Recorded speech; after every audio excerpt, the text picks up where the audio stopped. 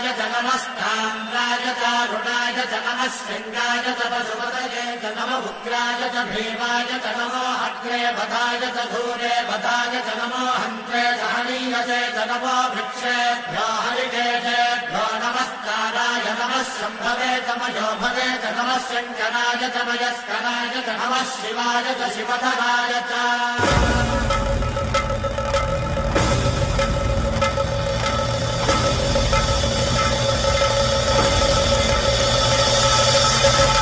अंड ब्रह्मांड कोटि अखिल परिपालना